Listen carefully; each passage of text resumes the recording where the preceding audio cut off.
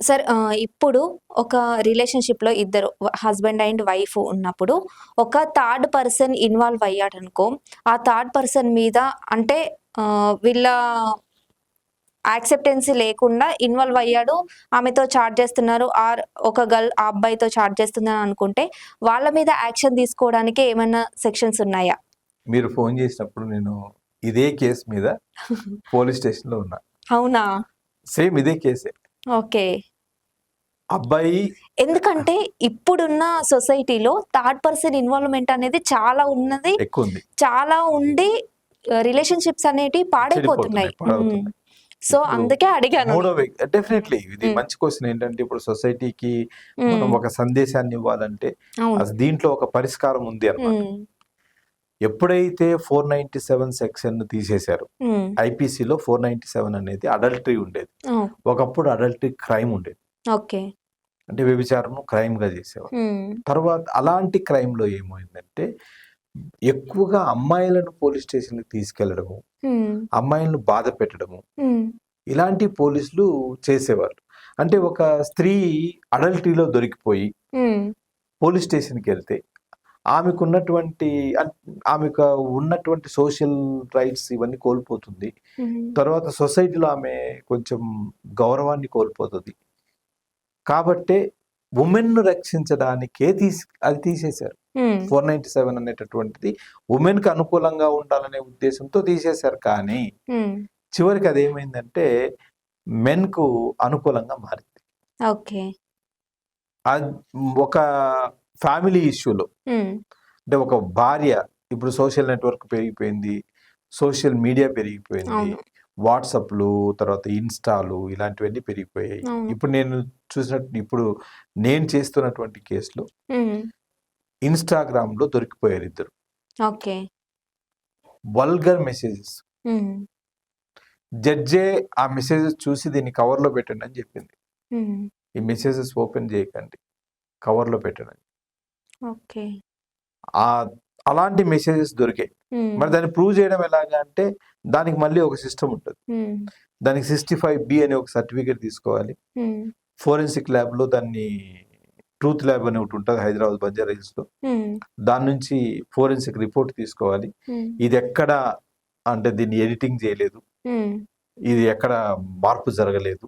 As it ఈస్‌గా జరిగింది అని చెప్పేసి వాళ్ళు ఒక రిపోర్ట్ ఇస్తారు. ఓకే. ఆ రిపోర్ట్ బేస్ మీద మనం కోర్ట్‌లో వేయాలి. హ్మ్. ఇలా జరిగినప్పుడు అంటే మూడో వ్యక్తి ఎంటర్ అయినప్పుడు అసలు ఏమవుతుంది? ఒక మూడో వ్యక్తి ఎంటర్ అయితే హ్మ్.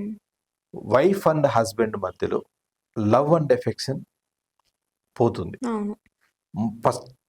మొట్టమొదటిసారిగా ప్రేమ అనురాగాలనేటటువంటివి పోతాయి ఇద్దరి మధ్య. హ్మ్. రెండోది సొసైటీకి ఈ విషయం తెలిస్తే సోషల్ స్టిగ్మా స్టార్ట్ అవుతుంది. హ్మ్. ఆమె పుట్టినటువంటి పిల్లలకు ఇబ్బంది అవుతుంది ఫ్యూచర్‌లో. హ్మ్. ఇవన్నీ తెలిసి ఒక అమ్మాయికి, ఒక లేడీకి వివాహం అయిందని తెలిసి కూడా హ్మ్. మూడో వ్యక్తి అక్కడికి ఎంటర్ అవ్వడం అనేటటువంటిది అది తప్పు. హ్మ్.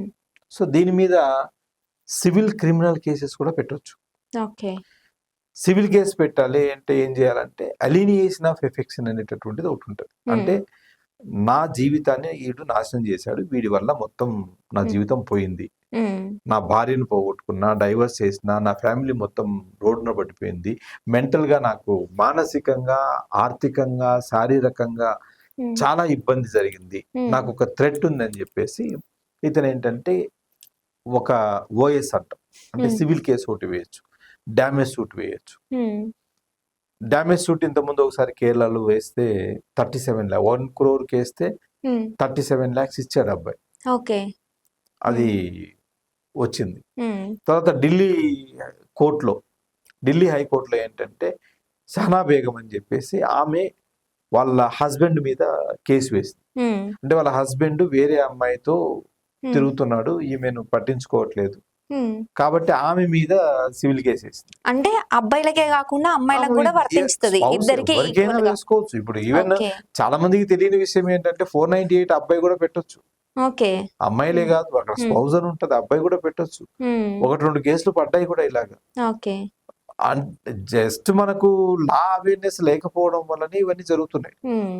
సో, ఇదాక అతని మీద సివిల్ కేస్ ఒకటి వేయొచ్చు. హ్మ్.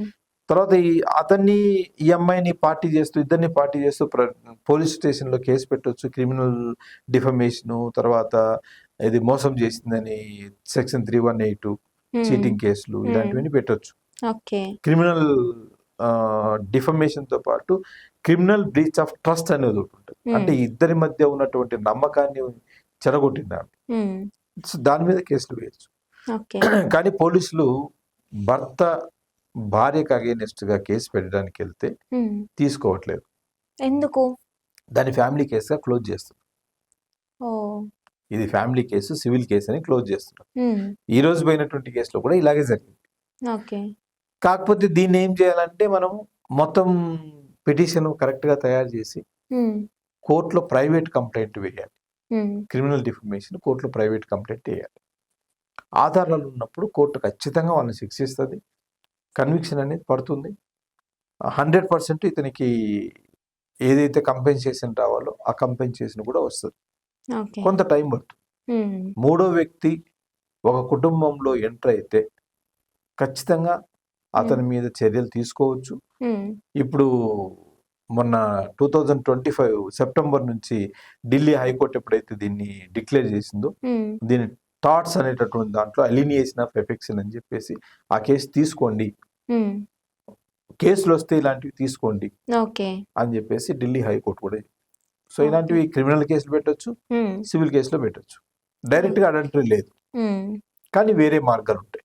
లాలో ఒక చిన్న పదం తీసుకొని మనం ఎంతైనా ప్రపంచాన్ని ఓకే.